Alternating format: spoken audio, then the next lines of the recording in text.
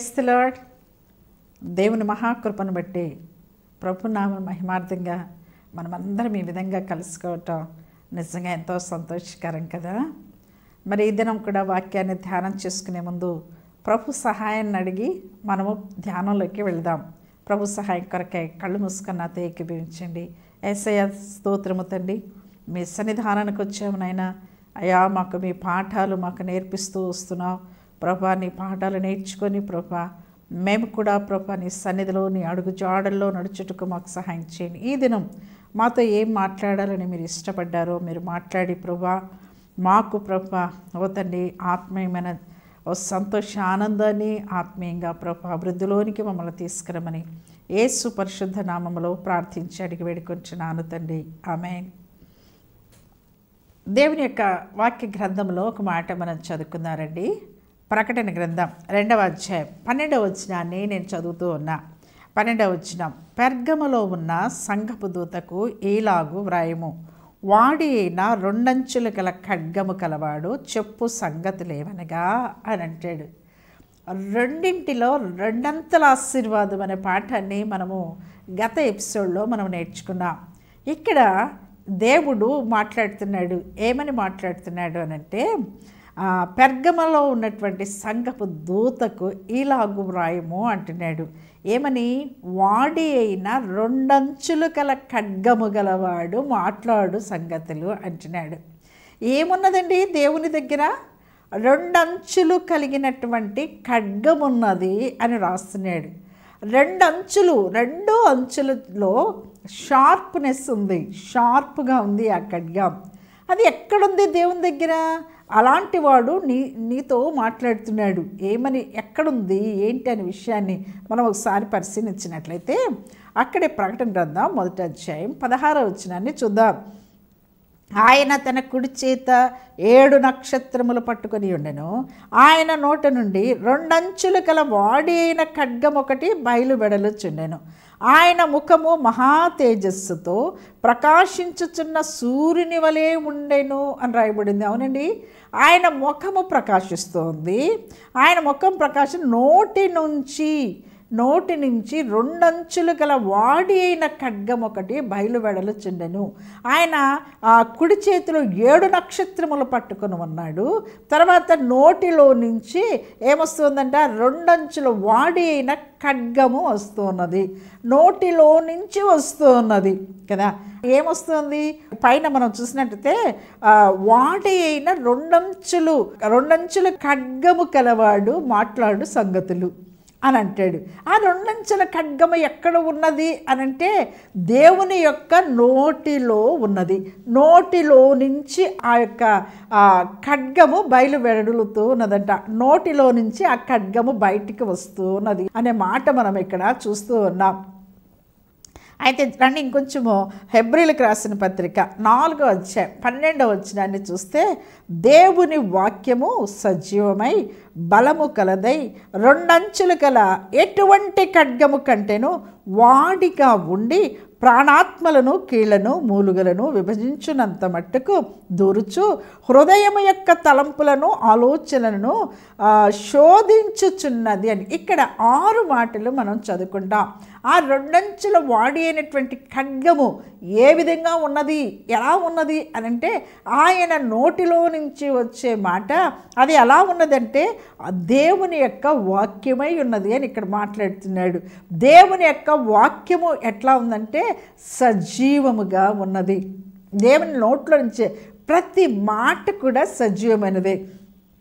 Tabitha లే అనంటే చచ్చిపోయినటువంటి Tabitha అక్కడ జీవము పొందుకొని పైకి లేచింది. హల్లెలూయా.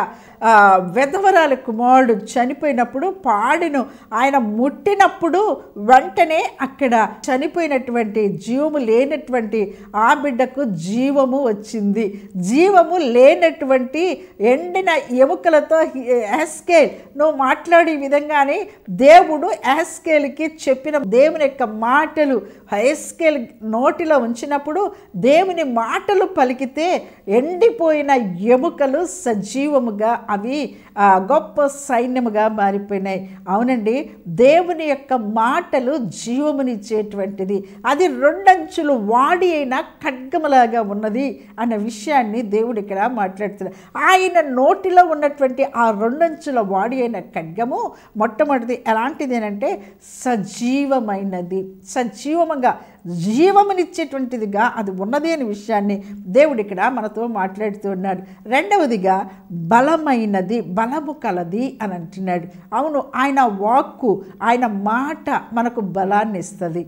దేవుడు మాట్లాడే ప్రతి మాట కూడా మనకు బలాన్ని చేకూరుస్తుంది. బలహీనమైన స్థితిలో, మనము దిగజారిపోయినటువంటి స్థితిలో, కృంగిపోయినటువంటి స్థితిలో ఇదిగో ఆ మాటలకని మనం చదివినట్లయితే, వాక్యమును మన దగ్గర పెట్టుకొని మనం చదివినట్లయితే అది మనకెంతో బలమునిచ్చేదిగా ఉంది. రెండవదిగా మొట్టమొదటిది సజీవము కలిగినది, మనము మృతులమైతే బ్రతికించేది, పాపము చేత అపరాధము చేత చచ్చిన మనల్ని బ్రతికించేది, సజీవముగా చేసేటువంటిది ఆ రెండంచెల వాడి అయిన ఖడ్గము. దేవుని యొక్క వాక్యము సజీవము కలది, అది మనల్ని బ్రతికించేది. ఆత్మలో చచ్చిపోయినటువంటి మనల్ని బ్రతికించేటువంటి వాక్యముగా ఉన్నది. రెండవదిగా మనకు బలమునిచ్చేది, మరి చనిపోయినటువంటి మనల్ని బ్రతికించి మనలో ఆత్మలో బలపరిచేటువంటిది ఆ వాక్యము, ఆ రెండంచుల వాడి అయినటువంటి ఖడ్గము. మూడవదిగా మనం చూసినట్లయితే రెండంచులు కలిగినటువంటిది.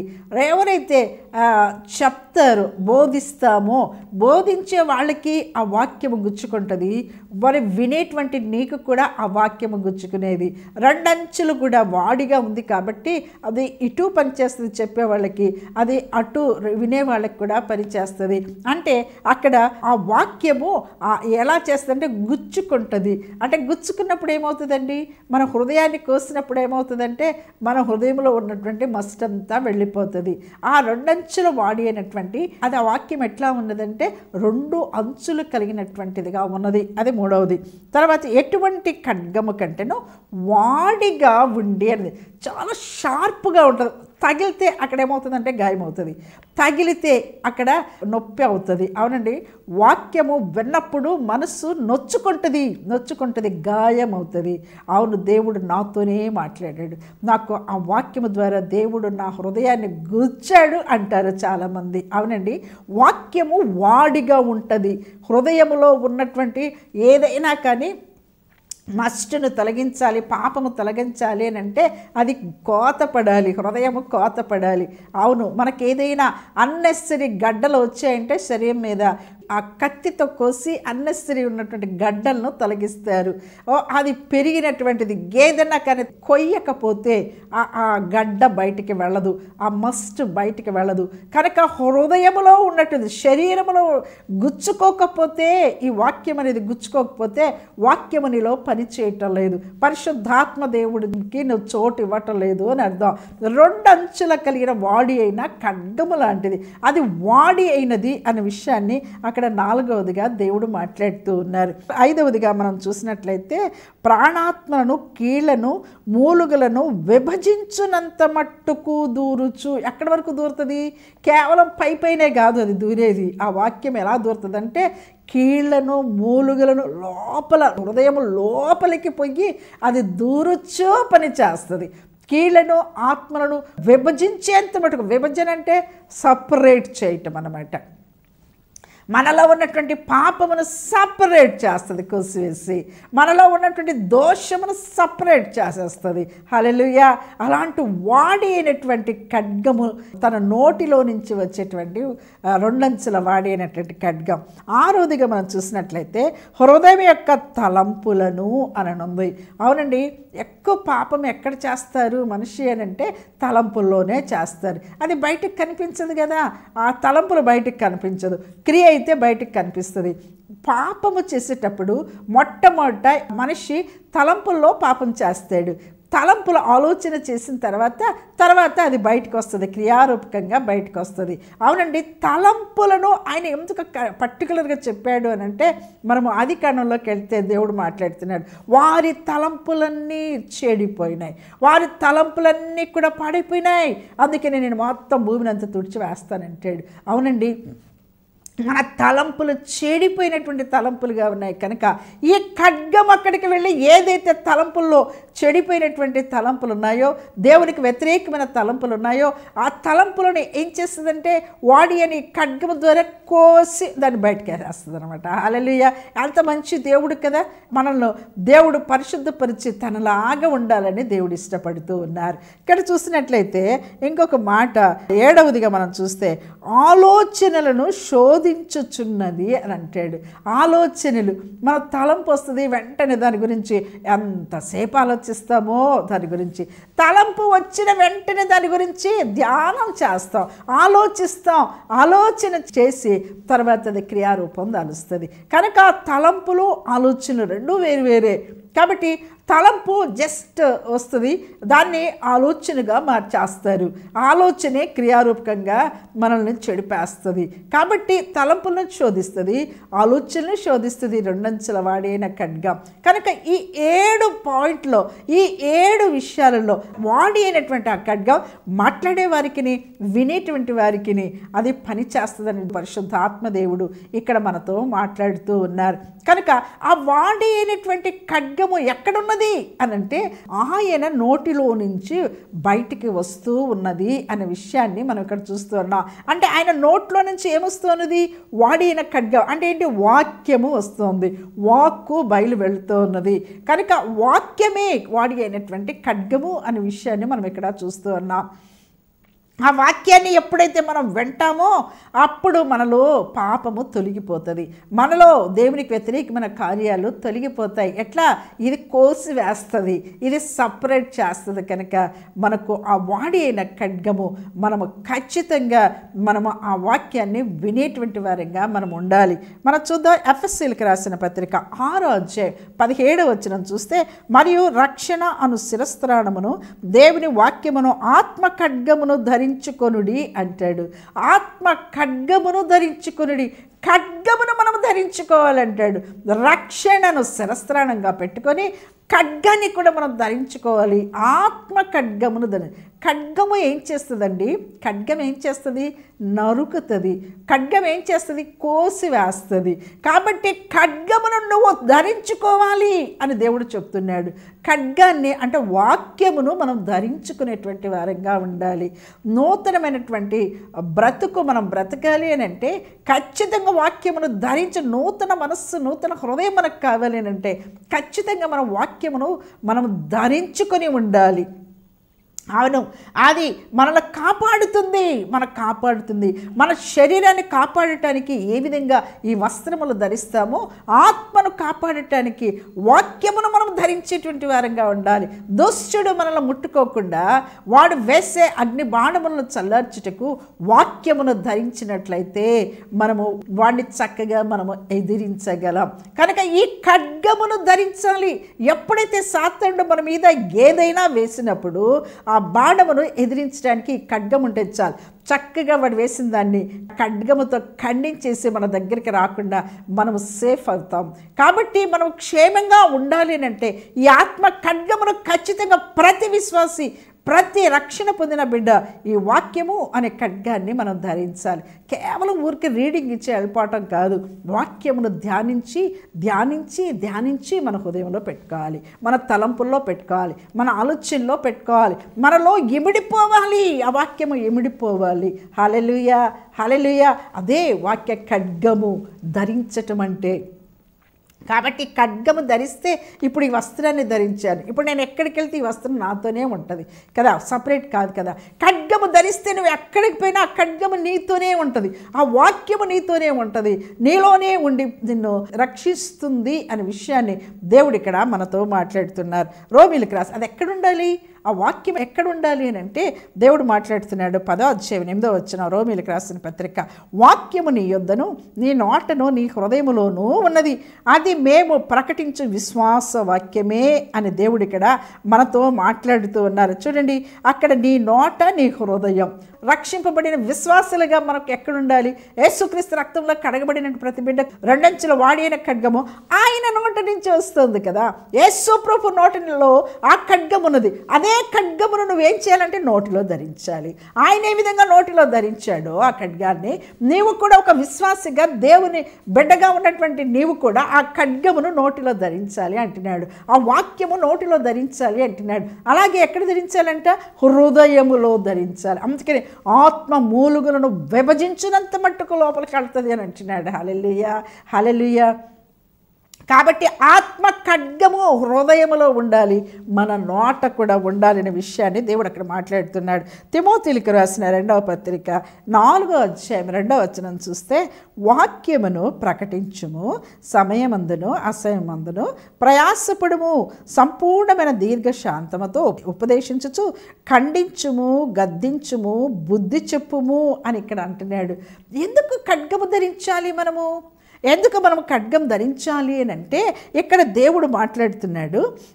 అక్కడ 3వ వచనంలో ఒక మాట అన్నాడు, ఎందుకనగా జనులు హితబోధను సహింపక దురద చెవులు కలవారై తమ స్వకీయ దురాశలకు అనుకూలమైన బోధకులను తమ కొరకు పోగు చేసుకున్నది. అనుకూలమైనటువంటి బోధలకు తమ కొరకు పోగు చేసుకున్నారట. అంటే అనుకూలమైన బోధ, వారికి అనుకూలంగా చెప్పేటువంటి బోధ, అనేకమైన ఇదిగో నువ్వు ఇలా అవుతావు, అలా అవుతావు, ఇదిగో ఇది తీసుకుంటే ఇట్లా ఉంటుంది, అట్లా ఉంటుంది, నీకు ఎప్పుడు దేవుని నమ్మితే ఎప్పుడు ఆశీర్వాదమే ఉంటుంది. యేసు ప్రభు నమ్ముకున్న వాళ్ళకి అంత వచ్చిన కష్టాలు ఇంకెవరికి రాలేదు. నిజమండి, శ్రమలతో పాటు ఆశీర్వాదం ఇస్తాడు, కానీ మనం కాళ్ళ మీద కాలు వేసుకొని కూర్చుంటే ఆశీర్వాదాలు మన దగ్గరికి రావు. శ్రమపడము, స్వార్థ పని చేయము అన్నాడు దేవుడు. క్రీస్తు కోసం హింసింపబడితే మనం ధన్యులో దేవుడు చెప్పాడు ఆ మాట. నీతి కొరకు ఆకలి దప్పులు కనువారు ధన్యులు అంటున్నాడు దేవుడు.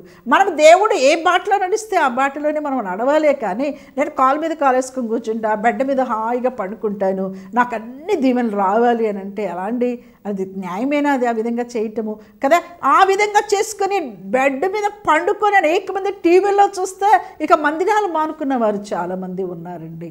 అవునండి, నువ్వు ఏదో మరి పనులు చేసుకుంటూ టీవీలో వర్తమానాలు వింటూ ఇక పోవాల్సిన అవసరం లేదు మందిరానికి అనుకున్న వాళ్ళు చాలామంది ఉన్నారండి. అది తప్పుడు బోధ. అందుకే వాళ్ళకి అనుకూలమైన బోధ.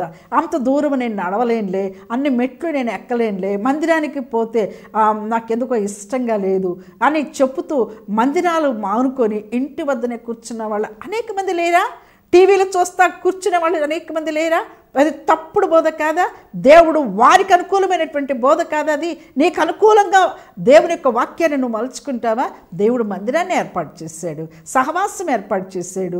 దేవుడు అక్కడ ప్రార్థన సహవాసం ఉండాలి, రొట్టె విరుచుట అక్కడ ఉండాలి. కాబట్టి ఆ 4 నీ దగ్గర ఉండాలి. కాబట్టి మందిరమునకు మనం ఖచ్చితంగా వెళ్ళాలి. కాపరి కింద మనం ఉండాలి. కాపర్లు ఎందుకు పెట్టాడు దేవుడు? కాపరి కింద ఉండాలి ఖచ్చితంగా. టీవీలు చూసుకుంటే ఇంట్లో కూర్చోవటం కాదు. దేవుడు ఇక్కడ మాట్లాడుతున్నాడు. వారికి అనుకూలమైనటువంటి బోధ వాళ్ళు ఏర్పాటు చేసుకుంటున్నారు అని అంటున్నాడు. హితబోధ సహింపక అని అక్కడ మాట అంటున్నాడు. హితబోధ నీకు అదిగో ఖండించేటువంటి మాటలు ఎక్కడైనా ఏ చర్చిలో అయినా వినపడితే అక్కడ ఎవరినైనా చూడండి, అక్కడ ఎంతమంది ఉంటారు? 10-20 మంది మాత్రమే ఉంటారు. బాగా మీకు తెలుసు, బాగా వారికి అనుకూలమైన బోధ చేసేటువంటి వారు ఏ మాత్రం కూడా ఆత్మీయ జీవితంలో నువ్వు ఇలా చేస్తున్నావు, ఇలా చేయకూడదు అని ఖండన వస్తే అక్కడ ఉండరు ప్రజలు, అక్కడ ఉండరు. నీకు అనుకూలమైన బోధ, నీకు ఇలా అవుతుంది, అలా అవుతుంది, నీకు స్వస్థత వస్తుంది, నీకు ఇలా దేవుడు దీవిస్తాడని చెప్పండి, అక్కడ వేల మంది ఉంటారు. నిజంగా అలాంటి బోధ నీకు పరలోక రాజ్యానికి తీసుకుని వెళ్తుందా? వారికి సొంతంగా వారికి అనుకూలమైన బోధన చేసుకుంటున్నారు. అందుకే దేవుడు చెప్తున్నాడు, నువ్వు ఈ 2 అంచుల ఖడ్గమును ధరించుకో అని అంటాడు. నువ్వు ధరించుకొని అలాంటి హితబోధ వినకుండా తమ సొంత బోధన వింటూ తమకు తాము పాడు చేసుకున్నటువంటి వారిని నువ్వు ఈ వాక్యము అనే ఖడ్గము చేత వారిని గద్దించు, బుద్ధి చెప్పడానికి, ఖండించడానికి ఈ వాక్యము అనేటువంటి ఖడ్గాన్ని నువ్వు ధరించు అంటాడు. అవునండి, హితబోధను నువ్వు ఏమైనా నువ్వు తిరస్కరిస్తున్నావేమో, అలాంటి వాక్యాలకి దూరంగా ఉంటున్నావేమో, అలాంటి ఛానల్స్ అసలు చూడకుండా ఉంటున్నావేమో. దేవుడి దినం మాట్లాడుతుండగా నీకు అనుకూలమైన బోధలే, నీకు అనుకూలమైన దాన్ని నువ్వు చూసుకుంటూ నిన్ను మోసపరుచుకుంటున్నావేమో. దేవుడు మాట్లాడుతుండగా సరి చేసుకుంటావా? నిన్ను నువ్వు సరి చేసుకునేటువంటి వాక్యము తప్ప ఇంకోటి వినొద్దు. నిజంగా చెప్తున్నా, నిన్ను నువ్వు సరి చేసుకుంటే ఈ దినము దేవుడు వస్తే ఖచ్చితంగా పరలోక రాజ్యము చేరతావు. ఈ దినము స్వస్థత ఏందండి, ఈరోజు బాగైతావు, రేపు మళ్ళీ ఇంకోటి వస్తుంది కదా. అదే నువ్వు వెంబడిస్తూ ఉంటే దేవుని యొక్క వాక్యము చేత నువ్వు ఎప్పుడు సరి చేయబడతావు? దేవుడు మాట్లాడుతూ ఉన్నాడు. అందుకని వాక్యము అనేటువంటి ఖడ్గాన్ని నువ్వు ధరించుకో. నువ్వు అది రెండంచుల వాడి అయిన ఖడ్గము కాబట్టి అది నిన్ను ఖండిస్తుంది, వినేవారికి ఖండిస్తుంది. కాబట్టి ఆ వాక్యాన్ని నువ్వు ధరించుకో అని అంటున్నాడు. ఉన్నదా? దేవుని యొక్క వాక్యం రెండంచుల వాడి అయిన ఖడ్గము నీ దగ్గర ఉన్నదా? దేవుడు మాట్లాడుతున్నాడు. రండి, అక్కడే మనము చూసినట్లయితే తిమోతిలకు రాసిన 2వ పత్రిక 3వ అధ్యాయం 16-17 వచనాలు చూస్తాం. దైవజనుడు సన్నద్ధుడై ప్రతి సత్కార్యమునకు పూర్ణముగా సిద్ధపడి ఉండనట్లు దైవావేశము వలన కలిగిన ప్రతి లేఖనమును ఉపదేశించుటకును, ఖండించుటకును, తప్పుదిద్దుటకును, నీతి యందు శిక్ష చేయుటకును ప్రయోజనకరమై ఉన్నది. ఈ రెండంచుల వాడైన ఖడ్గం ఎలా ఉన్నది అంటే, బోధకుడు ఉపదేశించాలి, ఖండించాలి, తప్పుదిద్దటానికి అది బోధించాలి అంటాడు.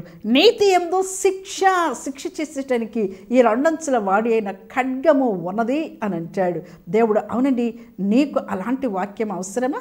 నీకు అలాంటి వాక్యం అవసరమా లేదా? ఒకసారి ఆలోచించే. ఇర్మియాకు చెప్తాడు, యెహెజ్కేలుకు చెప్తాడు, ఇలాంటి కఠినమైన మాటలు నువ్వు పలుకు అంటాడు. చూడండి, ఇర్మియాను ఒకసారి చూసినట్లయితే ఇర్మియా గ్రంథం 1వ అధ్యాయం 9వ వచనాన్ని నేను చదువుతున్నా. అప్పుడు యెహోవా చేయి చాపి నా నోరు ముట్టి ఈలాగు సెలవిచ్చును, ఇదిగో నేను నీ నోట నా మాటలు ఉంచి ఉన్నాను అంటూ 4-5 వచనాలు చదువుతున్నా. యెహోవా వాక్కు నాకు ప్రత్యక్షమే ఇలాగ సెలవిచ్చెను, గర్భములో నేను నిన్ను రూపింపక మునిపే నిన్నెరిగి తిని, నీవు గర్భము నుండి బయలుపడక మునిపే నేను నిన్ను ప్రతిష్ఠించి తిని, జనములకు ప్రవక్తగా నిన్ను నియమించి. నోరు ముట్టాడంటండి. ఎవరికి? ఇర్మియాకు నోరు ముట్టి ఏం చేశాడంటే ప్రతిష్ఠించాడు. ఎందుకో తెలుసా? అక్కడే 10వ వచనం మనం చూస్తే, పెళ్ళగించుటకును, వెరగగొట్టుటకును, నశింప చేయుటకును, పడద్రోయుటకును, కట్టుటకును, నాటుటకును నేను ఈ దినమున జనముల మీదను రాజ్యం మీదను నేను నిన్ను నియమించి ఉన్నాను అని అంటాడు. అవునండి, నీవు ఆ వాక్యమును నువ్వు ధరించినట్లయితే ఏదైతే అది మంచిగా కట్టబడలేదో దాన్ని పడదోయటానికి దేవుడు ఏర్పాటు చేసుకున్నాడు నిన్ను. ఏదైతే మంచిగా మరి కట్టాలనుకున్నావో దాని ద్వారా నేను కట్టగలవు, ఆత్మలను నువ్వు కట్టగలవు. అలాంటి స్థితిని దేవుడు నీకు ఇచ్చాడు.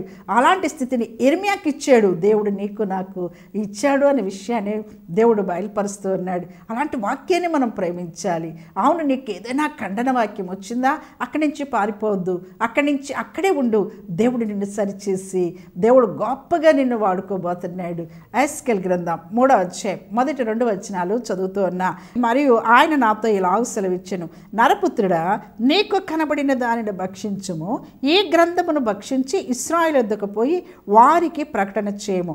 2-4 వచనాలు. వారు సిగ్గుమాలిన వారును కఠిన హృదయులనై ఉన్నారు, వారి యొద్దకు నేను నిన్ను పంపుచున్నాను. వారు తిరుగుబాటు చేయవారు కనుక వారు వినినను వినకపోయినను తమ మధ్య ప్రవక్త ఉన్నాడని వారు తెలుసుకున్నట్లు ప్రభువు యెహోవా ఈలాగు సెలవిచ్చుచున్నాడు.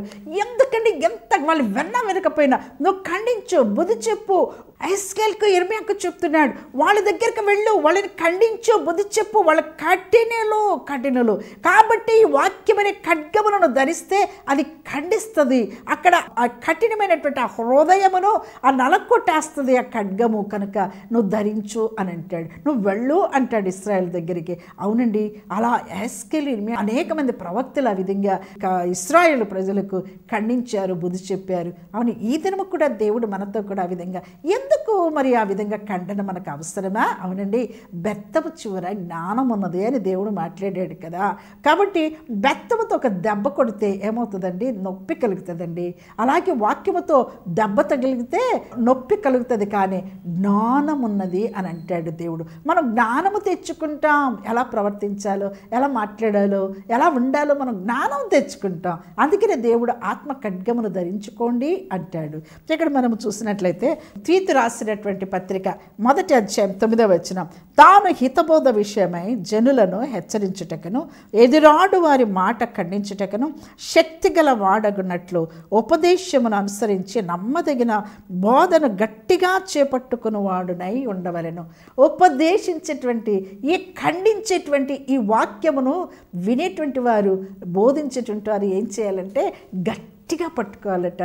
ఆ వాక్యమనే గట్టిగా పట్టుకోవాలి. ఎందుకంటే అది మనం సరిచేసేటువంటి వాక్యం, అది మనం పరలోక రాజ్యానికి తీసిపోయే వాక్యం, అది మనల్ని బలపరిచేటువంటి వాక్యం, మనల్ని సజీవులుగా చేసేటువంటి వాక్యం, ఆత్మ మూలుగలో విభజించి మనకు ఉపదేశించేటువంటి వాక్యం. అది ఆ రెండంచెలైన ఖడ్గాన్ని మనము ధరించుకోమంటాడు దేవుడు. చూడండి, యెషయా గ్రంథం 49:1-2 నేను గర్భమున పుట్టగానే యెహోవా నన్ను పిలిచెను, తల్లి నన్ను ఒడిలో పెట్టుకునేది మొదలుకొని ఆయన నా నామమును జ్ఞాపకము చేసుకొనెను.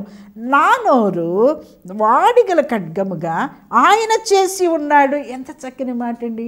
యెషయా చెప్తున్నాడు, ఆయన నా నోరు వాడిగల ఖడ్గముగా చేసి ఉన్నాడు అంట. ఇప్పుడు మనం చెప్దామా?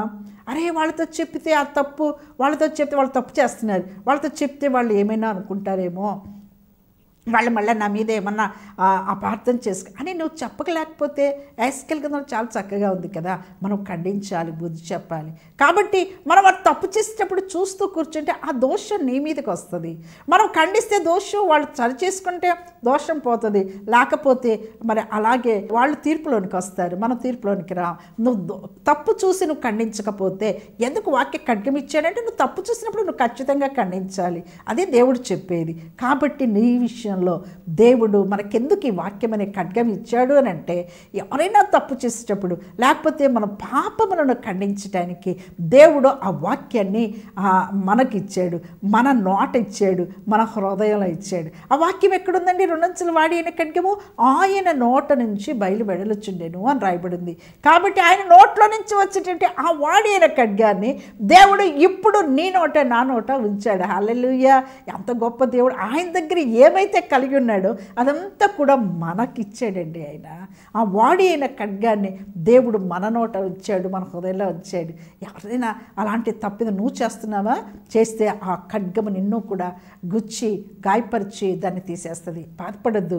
లేదా నువ్వు ఎదుటి వాళ్ళు పాపం చేస్తున్నారా, అది నువ్వు చెప్పితే అది వాళ్ళని బాగు చేస్తుంది. ఆ విధంగా నువ్వు దేవుని చేతిలో ఒక ఖడ్గమ యెషయా ఏ విధంగా దేవుని దగ్గర అంటాడు, ఆ నా నోరు వాడిగల ఖడ్గంగా చేసాడట. అలాంటి ఖడ్గముగా నిన్ను నన్ను చేసి వాడుకోవటానికి పరిశుద్ధాత్మ దేవుడు మరి ఆ యొక్క కృపను మనకు దయచేయాలని మనం ప్రార్థన చేసుకుందామా? మీకోసమే ప్రార్థన చేస్తా, కలిసి ప్రార్థన చేద్దాం. యేసయ్య తండ్రి స్తోత్రమయ్యా, ఎంత చక్కని మాటలు ప్రభువా మీరు మాకు పెట్టారు తండ్రి. అవును, మీ నోటిలో ఉన్నటువంటి ఆ వాడి అయిన ఖడ్గం, సజీవమైన ఖడ్గం, బలపరిచే ఖడ్గం అయా ప్రభువా, మమ్మల్ని పరలోక రాజ్యము చేర్చే ఖడ్గం, మమ్మల్ని పరిశుద్ధులుగా చేసే ఆ ఖడ్గాన్ని ప్రభువా మీరు మా నోట కూడా మీరు ఉంచినందులకై మీ స్తోత్రమునైనా, మా హృదయంలో ఉంచినందులకై మీ స్తోత్రమునైనా. ఇదిగో చూస్తున్నటువంటి బిడ్డలు ప్రభువా, ఎంతమంది అయితే ప్రభువా హితబోధన సహించక ప్రభువా వారు తమ సొంత తండ్రి ప్రభు బోధల వైపు తిరిగారు ప్రభా, వారిని ప్రభు నీ వాక్యము చేత ఖండించి బుద్ధి చెప్పి ప్రభా నీకు పరలోక రాజ్య వారసులుగా చేయండి నాయన. ప్రభా వారిని కడగండి, శుద్ధి చేయండి, వాక్యము చేత వారిని మల్చి ప్రభా నా తండ్రి ప్రతి కుటుంబమును నీ కుటుంబంగా చేసుకుని వారిని దీవించండి. కుటుంబ ప్రతి అవసరక్కలు తీర్చమని హృదయాలలో నోటిలో వారి ఇంటిలో నీ వాక్యము నుంచి ప్రభా అయా వాక్యానుసారమైన జీవితం ప్రతి ఒక్కరికి ఇచ్చి మాయం పొందమని యేసు నామమును బట్టి అడిగి వేడుకొంచున్నాను తండ్రి. Amen, amen. God bless you. Praise the lord.